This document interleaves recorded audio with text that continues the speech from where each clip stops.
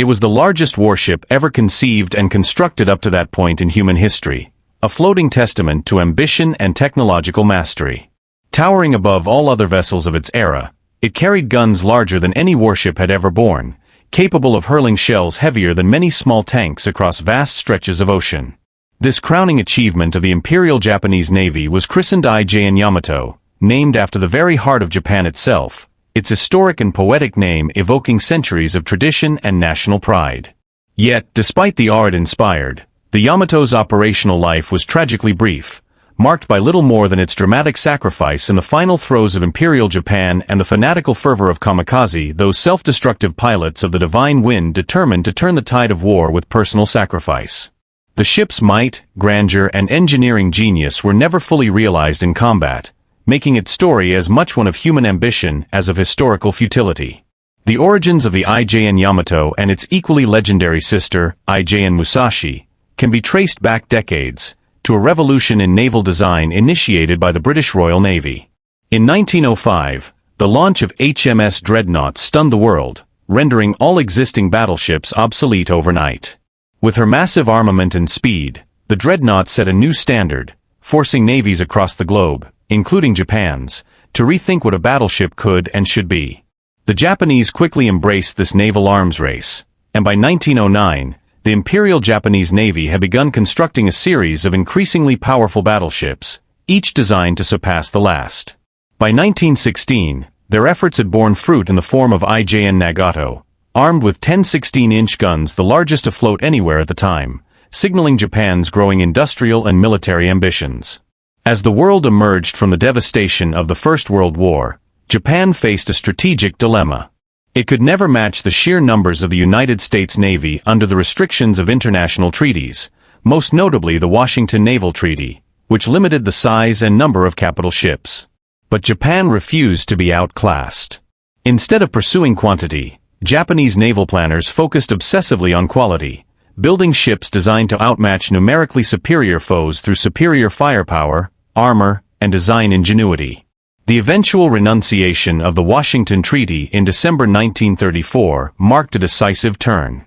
Free from the constraints that had limited its ambitions, Japan immediately set about expanding its fleet, determined to craft vessels that would dominate the seas. Central to this ambitious naval policy was a bold, almost audacious vision, to construct 4 secret super battleships, each designed to carry 18-inch main guns and possess armor thick enough to withstand hits from enemy shells of the same size. These were to be floating fortresses, virtually impervious to any threat that could be mounted at the time. In 1936, the plans for the first 2 ships, Yamato and Musashi, were approved, followed 3 years later by authorization for 2 additional sister ships. The secrecy surrounding these projects was absolute, a reflection of both the stakes involved and the intelligence capabilities of the time. Not even the United States, Japan's eventual adversary, would gain complete information about the vessels until long after the war had ended. The design process itself was a monumental engineering challenge. Beginning in the fall of 1935, Japanese naval architects examined more than 20 preliminary designs, each ultimately rejected for failing to meet the impossible standards set by the Imperial Navy. Their mandate was staggering: a ship capable of firing 9 18.1-inch main guns, armored against enemy 18-inch shells, protected below the waterline from torpedoes with warheads weighing up to 660 pounds, yet still able to achieve a top speed of 27 knots and sustain a cruising range of 8,000 miles at 18 knots. Every requirement demanded precision engineering, innovation, and compromise. After exhaustive study and debate, the final design settled on a displacement of 69,000 tons, a gargantuan figure that would make the Yamato the largest and most powerfully armed battleship in history. Even the construction of these leviathans posed unprecedented challenges. The dockyard and channel at Kure, Japan, had to be deepened and widened to accommodate the Yamato's colossal dimensions. At Mitsubishi's Nagasaki shipyard, where Musashi would be built, engineers extended the facility more than 50 feet into the hillside, a feat of civil engineering in itself. Security was absolute. The project was cloaked in layers of secrecy, with meticulous operational protocols to prevent any leaks. U.S. naval intelligence, despite its considerable efforts, was unable to acquire meaningful information about the ships until after the war had ended. The Yamato and Musashi thus emerged not only as icons of Japanese naval ambition, but as enigmas to the world, symbols of technological might veiled in mystery. Yet, for all its might, the story of Yamato is a tragic one. It represents the collision of human ambition with the harsh realities of war, a vessel designed to dominate oceans that would see only fleeting dramatic action, ultimately serving as a sacrificial emblem in the final, desperate chapter of a nation at war. Its legacy, however, endures not only in steel and firepower but as a reminder of the extraordinary lengths humanity will go to in pursuit of power, prestige, and national pride. In 1939, as the colossal Yamato and her sister ship Musashi were taking shape in Japanese shipyards, construction had already begun on the third vessel of this super battleship class, tentatively named Shinano. Yet the world of naval warfare was shifting beneath the keels of these mighty ships.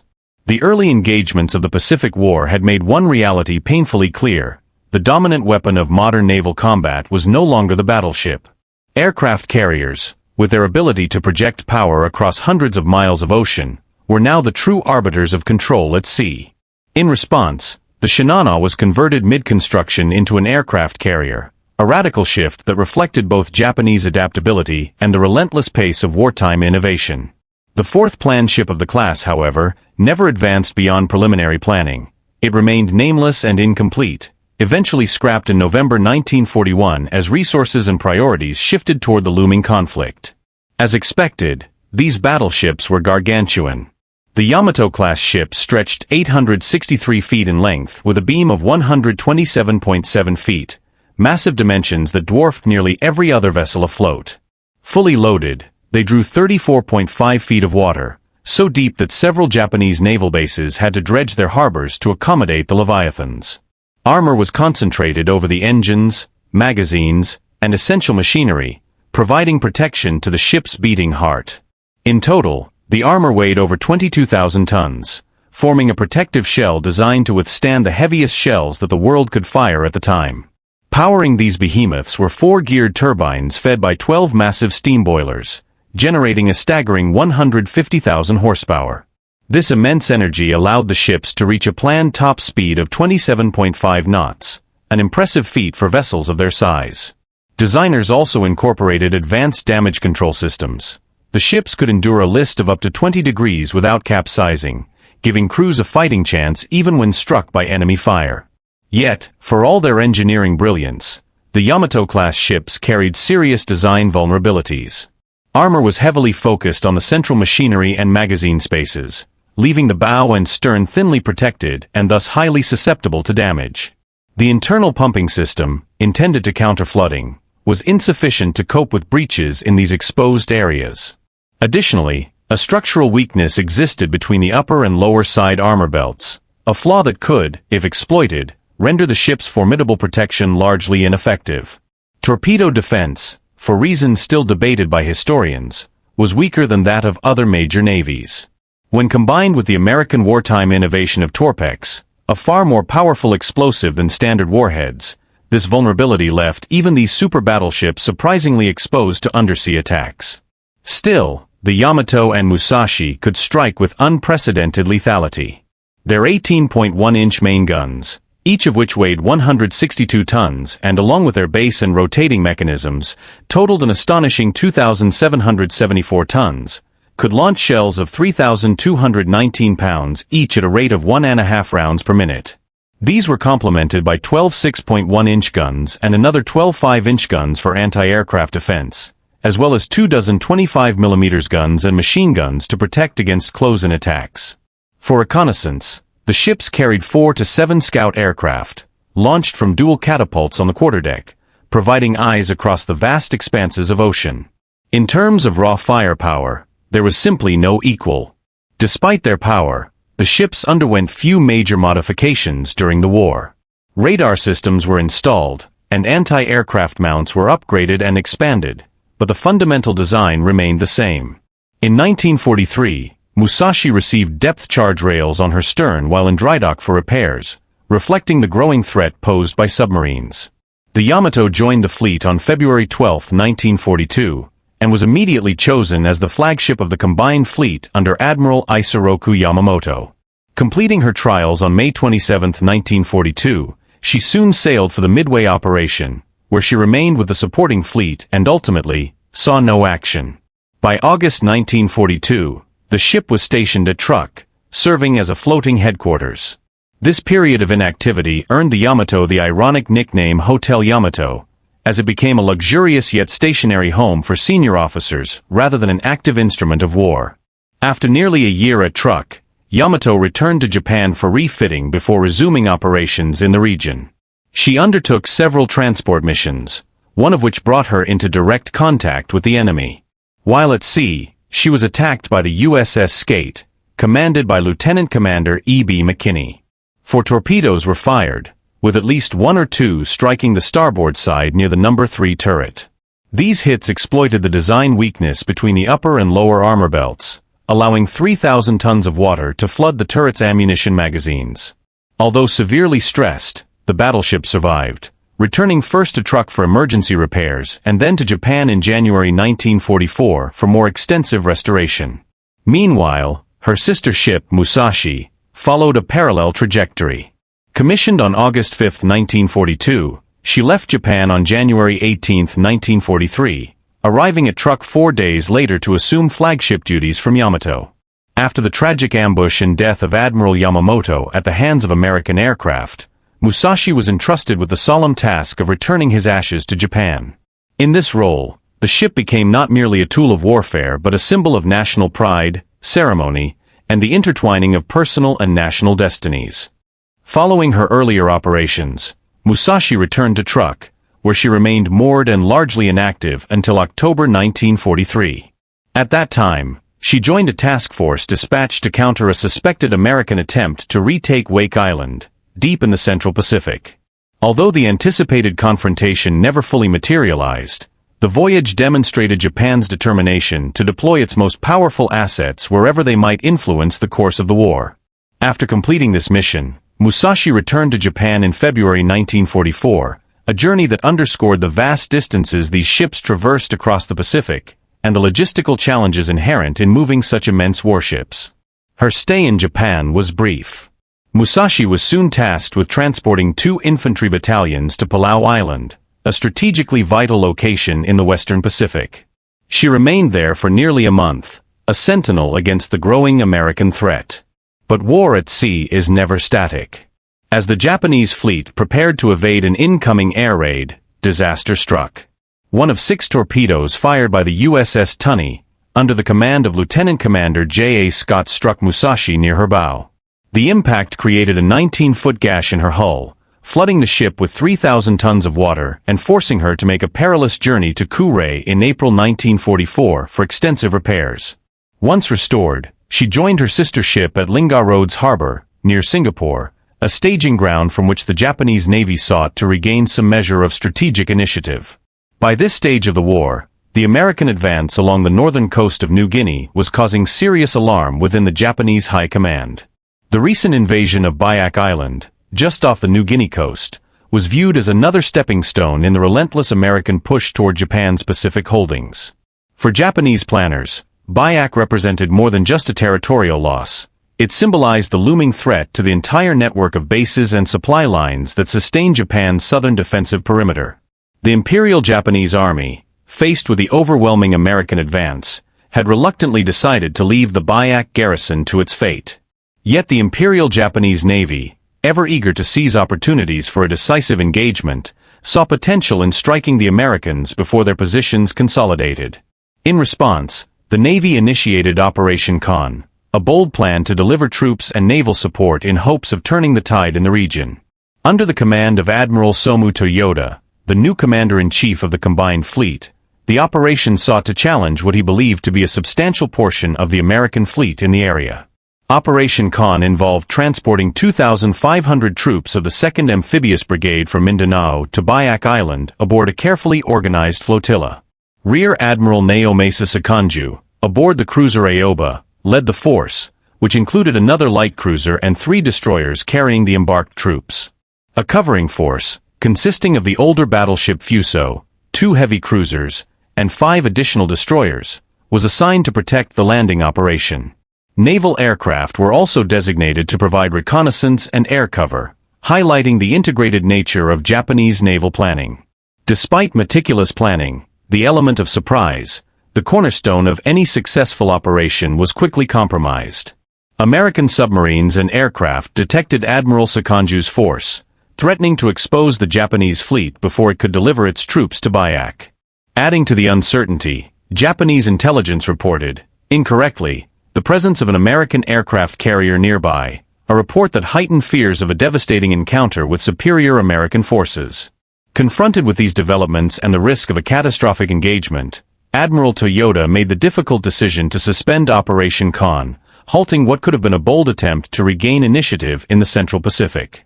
This episode underscores the increasingly precarious position of the Imperial Japanese Navy by late 1943.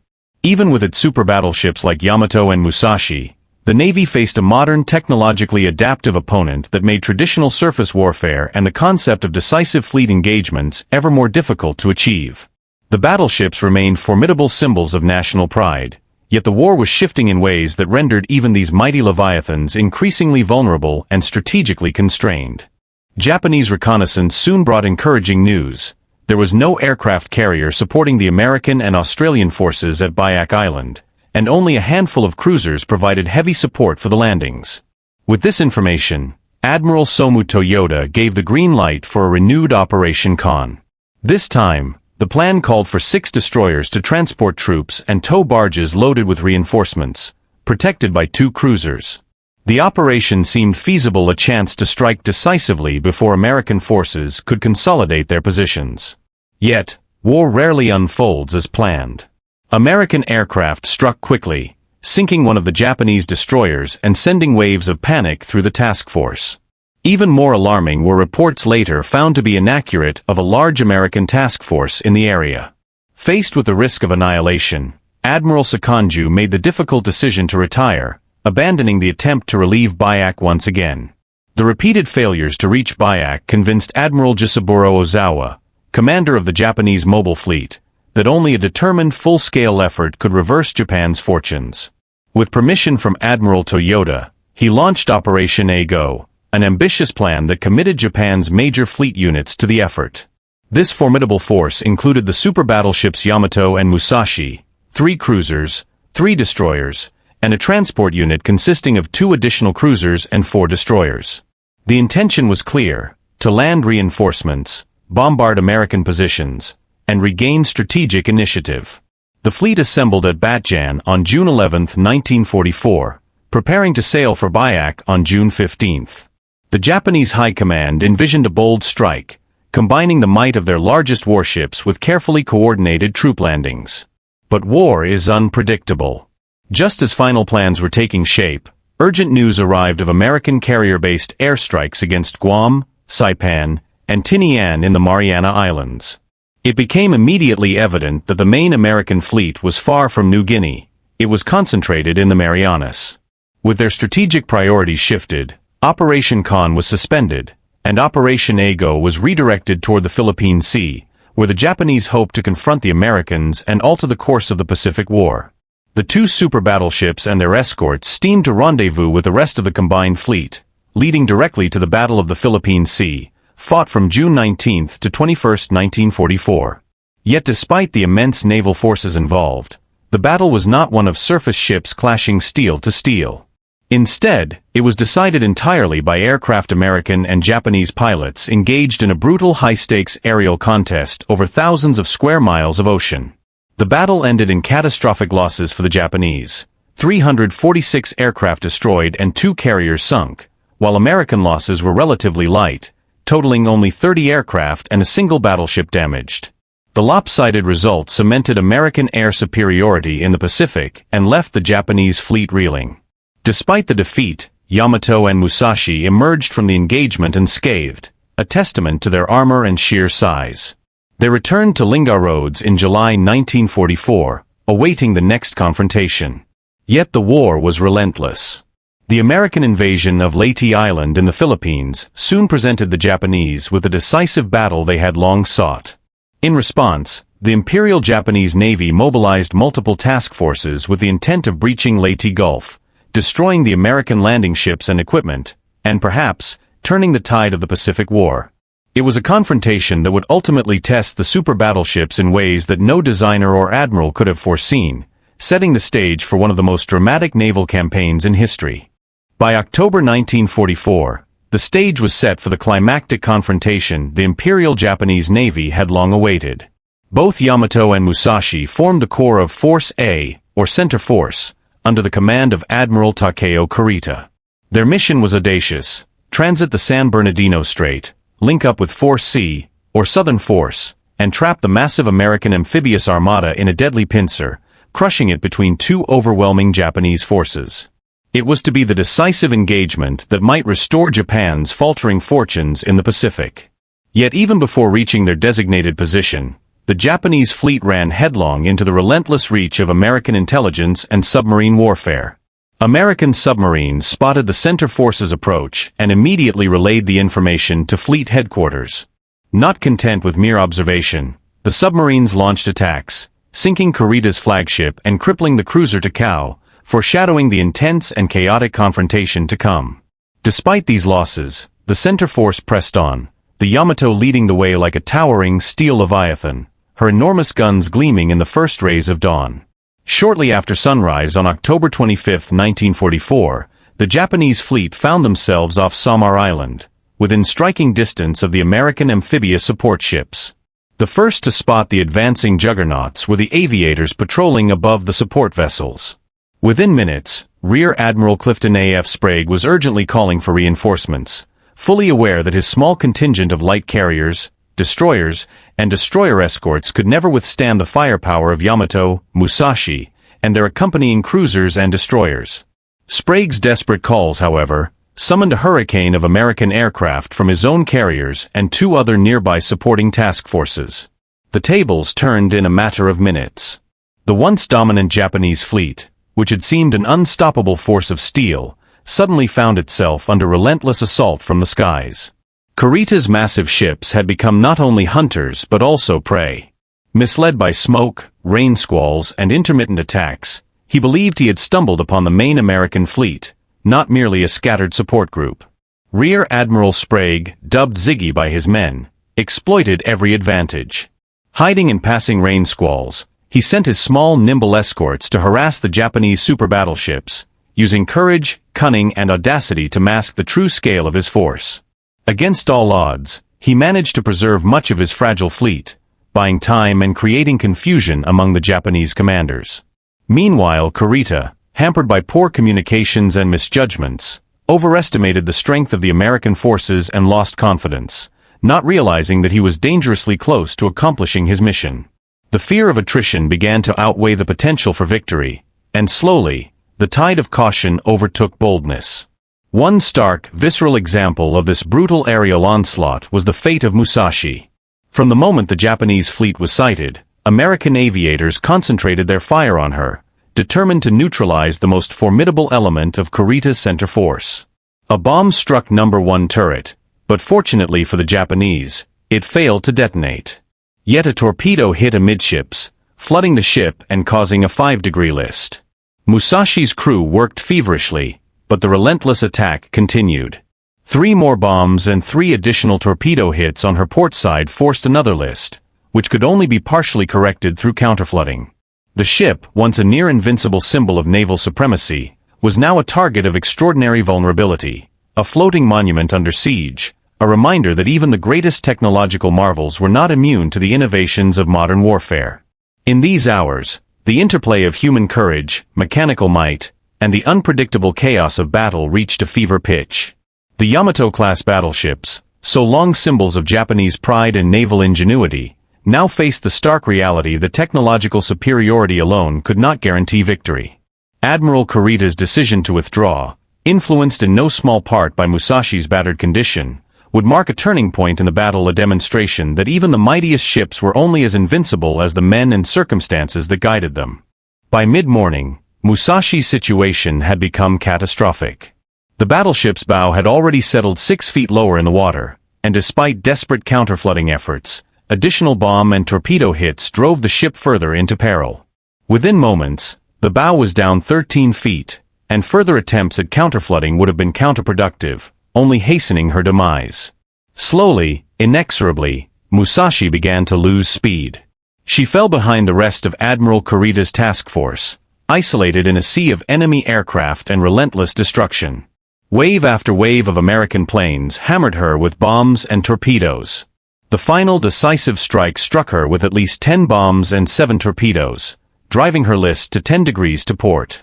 The captain, recognizing that the ship could not survive, attempted a desperate maneuver, running her aground to prevent a full sinking. But fate intervened and the engine sputtered and died. Powerless and immobilized, Musashi capsized and sank into the deep, a monumental colossus reduced to wreckage beneath the waves. Of her crew of 2,399 men, only 1,376 survived. American records tally the incredible toll. At least 19 torpedoes, 17 bombs, and 18 near misses struck her, a testament to the overwhelming firepower that had felled one of history's largest warships. Meanwhile, her sister ship, Yamato, fared better. The immense battleship fired her enormous 18.1-inch guns for the first time in anger against American carriers, the thunder of each shell a statement of raw, unmatched power. Yet even this terrifying firepower could not shield her from the relentless onslaught of American aircraft. Forced into evasive maneuvers to avoid torpedo strikes, Yamato's ability to continue sustained firing was severely limited. She took 3 bomb hits, 2 of which struck near turret number 1, sending 3,000 tons of water rushing into her hull and creating a 5-degree list. Once again, skilled counterflooding stabilized the ship, allowing her to keep pace with the retreating task force, sustaining additional bomb hits but avoiding serious damage. By November 23, 1944, the Yamato had returned to Kure, her home port, undergoing critical repairs to prepare for future operations. But the war was relentless. On March 19, 1945, she suffered a bomb hit during an American carrier raid on Japan, a stark reminder that even in port, she was not beyond the reach of enemy power. Soon after, news arrived of the American invasion of Okinawa, signaling the approaching storm that would become Yamato's final sortie. This final chapter began in the months following the Battle of the Philippine Sea and the Leyte invasion in October 1944. By this time, Japanese air power was in rapid decline, their navy nearly powerless to oppose the advancing Americans. In desperation, Japan turned to an extreme and terrifying tactic. Suicide attacks had occurred earlier in the war. Pilots, sailors, or soldiers who, wounded or unable to return to base, crashed into enemy ships, aircraft, or positions, taking as many foes as possible with them. But by October 1944, this approach became official policy under both the Imperial Japanese Army and Navy. Known as the Divine Wind or Kamikaze, the tactic was implemented on a massive scale in the Philippines. Kamikaze strikes wreaked havoc on American vessels, delivering both physical damage and psychological terror, creating a threat far greater than any conventional tactic could achieve. When the 10th U.S. Army, commanded by Lieutenant General Simon Bolivar Buckner, began the invasion of Okinawa, it became clear that the next step would be a direct assault on the Japanese home islands. The kamikaze attacks intensified, beginning in early April 1945 and continuing relentlessly throughout the battle. These massed, sacrificial strikes were Japan's ultimate gambit, an attempt to turn desperation into a weapon, to make every aircraft and pilot a living, airborne missile in defense of the homeland. And at the center of this collapsing empire, the Yamato prepared to sail on her final doomed voyage, a symbol of naval grandeur confronting the brutal reality of modern warfare. As the battle for Okinawa raged in early April 1945, the Japanese surface fleet, desperate to contribute to the ongoing kamikaze campaign, resolved to make a bold and suicidal strike. Of the 3 battleships still afloat, only Yamato, under Rear Admiral Kosaku Ariga, was stationed in Japan and had sufficient fuel to reach Okinawa. The mission was placed under the overall command of Vice Admiral Seiichi Ito. The second fleet, comprising Yamato, the light cruiser Yahagi, Captain Tamichi Hara, and 8 destroyers, departed from Ube, refueled at Tokuyama, and set sail for the embattled island on April 6, 1945. Their orders were as audacious as they were hopeless: sail to Okinawa, unleash the full firepower of Japan's last battleship, and then commit themselves to the land battle, with no plan for return. The fleet's departure, however, did not go unnoticed. Unknown to the Japanese, The American submarine USS Threadfin spotted the force departing from the Bungo Suido entrance to the inland sea that very afternoon. The submarine reported their course and speed, noting them as 2 large and about 6 smaller ships, and transmitted the intelligence immediately. The Americans now had precise knowledge of the approaching threat. The plan, officially designated Operation Tengo, was a desperate act of defiance. The Yamato and her escorts were to sail to Okinawa, beach themselves at the Higuchi roadstead, and fire their enormous guns until all ammunition was expended. The final stage would see the crew join the fighting on land, effectively transforming the ships into immobile fortresses and soldiers in one. That the mission was suicidal was underscored by the stark fact that the fleet carried just enough fuel to reach Okinawa and none to return. Moreover, they had no air cover, leaving them fully exposed to American naval and air power. The Second Fleet sailed south under the leadership of Yahagi, flanked by her destroyers, Yamato at the center of the formation. They were expected to arrive off Okinawa on April 9th, unaware that their every movement was being watched.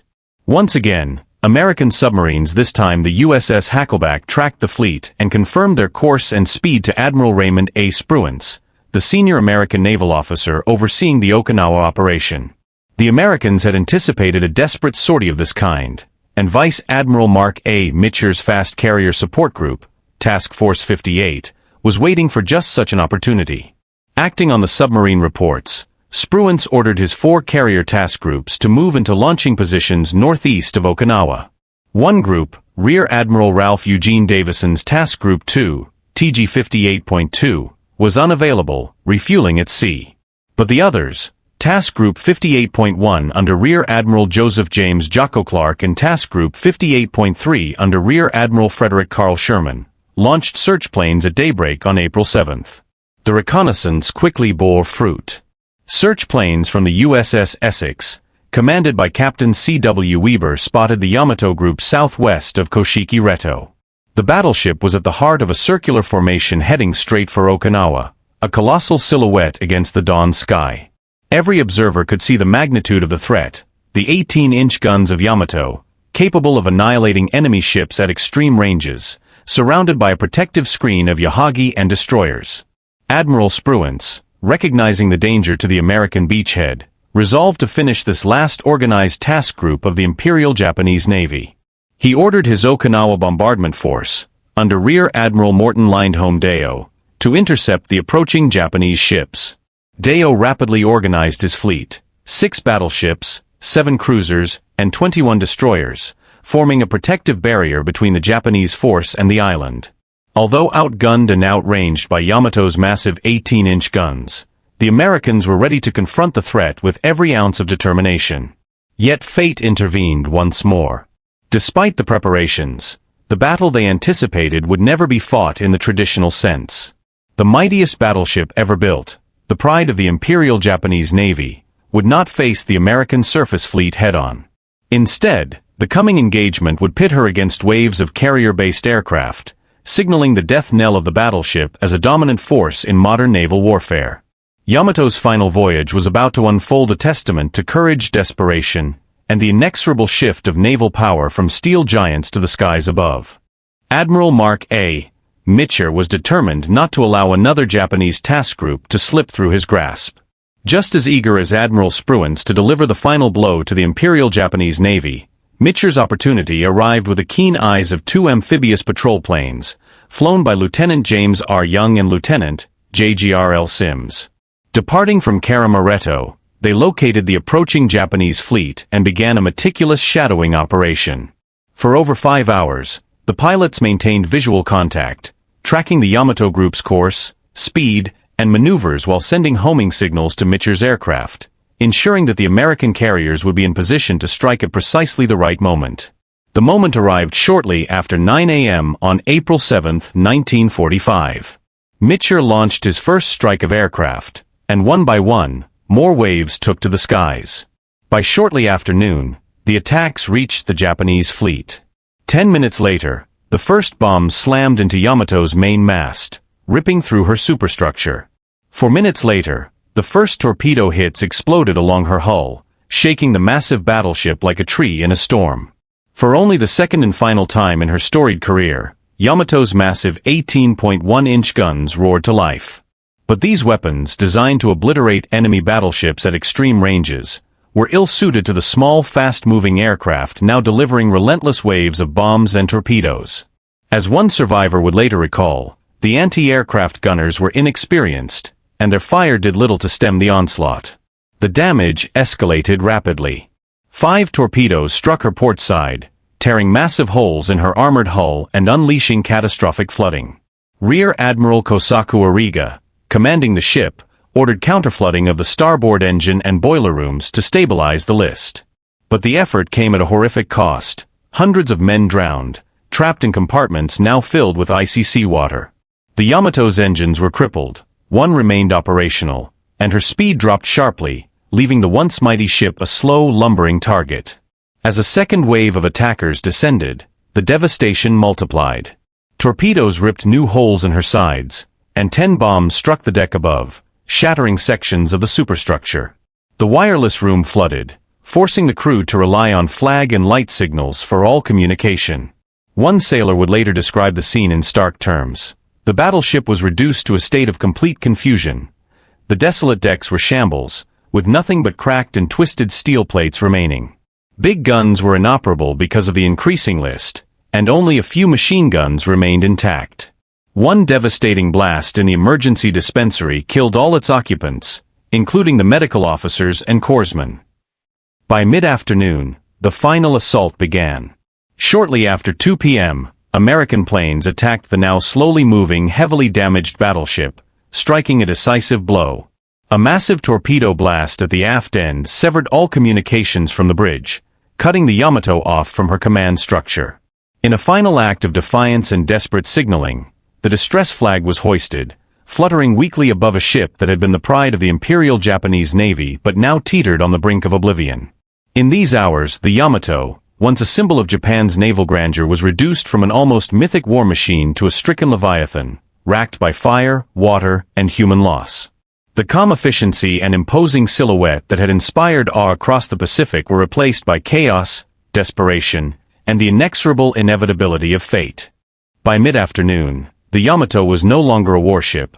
She had become a doomed leviathan, at the mercy of the relentless American assault. The steering room was flooded, the rudder jammed hard to port, and the once mighty battleship now listened helplessly to the commands of fate rather than her crew. One eyewitness recalled the harrowing moments. As though awaiting this moment, the enemy came plunging through the clouds to deliver the coup de grace. It was impossible to evade. I could hear the captain vainly shouting, "Hold on, men. Hold on, men." I heard the executive officer report to the captain in a heartbroken voice, "Correction of list hopeless." Men were jumbled together in disorder on the deck, but a group of staff officers squirmed out of the pile and crawled over to the commander-in-chief for a final conference. By 2:40 p.m., Yamato's list had grown so severe that her battle flag nearly kissed the waves, a poignant symbol of the ship's impending doom. The decks, littered with her own massive 18-inch shells, became a chaotic graveyard as some of these shells detonated, adding to the carnage wrought by the relentless American torpedoes and bombs. Below, compartments burst under air pressure and exploding magazines already submerged, sending shockwaves through the hull and hastening her final descent into the depths of the Pacific. An American witness observed the tragedy from an unusual vantage point. Lieutenant J.G.W.E. Delaney, piloting his Avenger bomber from a USS Belleau Wood, had flown so low while dropping bombs on the Yamato that he was caught in his own blast, plunging into the sea. His 2 crewmen had parachuted, but both drowned in the unforgiving waters. Delaney, however, survived by reaching a rubber survival raft, where he watched the death throes of the colossal battleship. He was eventually rescued by Lieutenant James Young, flying his unwieldy seaplane, while Lieutenant Sims acted as a decoy, distracting Japanese forces from the rescue. In the hours that followed, these 2 scout pilots would save several other survivors of the Yamato's doomed crew. As the Yamato went down, the destroyers and smaller ships of the Second Fleet were not spared. One by one, they were blasted beneath the waves. Finally, it was the turn of the light cruiser Yahagi. After the destroyer Kamikaze sank from a bomb hit, the Americans focused on Yahagi with at least a dozen bombs and 7 torpedo strikes. Captain Tamichi Hara later recalled the moment. A lookout shouted, "2 planes on port bow." I looked up to see not 2, but 2040, and more planes spilling out of the thick clouds. It was 12:32 hours when I ordered, "Open fire." Captain Hara soon found himself swimming with the surviving crew, witnessing the calamity from a ringside seat. He watched as the first bomb struck Yamato at 12:40 p.m., followed minutes later by the first torpedoes. A torrent of destruction followed. 10 more torpedoes hammered the port side, crippling the ship's stability. American pilots, learning from the fate of Musashi, concentrated their attacks on a single flank, ensuring maximum damage. Finally, the order to abandon ship was given. Rear Admiral Kosaku Origa tied himself to the ship's bridge binnacle, resolved to go down with his vessel, while Rear Admiral Seiichi Ito locked himself in his cabin. The Yamato rolled over to port as her aft magazines erupted, sending a colossal plume of smoke soaring into the sky, visible from Kyushu, over 100 miles away. When the water settled, only 269 officers and men survived the sinking of the world's largest battleship. Of the crew, 2,498 perished aboard the Yamato, a staggering loss. The Americans, meanwhile, lost 10 aircraft and 12 lives in the attacks. The greatest and final kamikaze, the Yamato was no more, a towering symbol of Japan's naval might extinguished beneath the waves, marking the end of an era for the battleship and the futility of grandeur in the face of modern aerial warfare.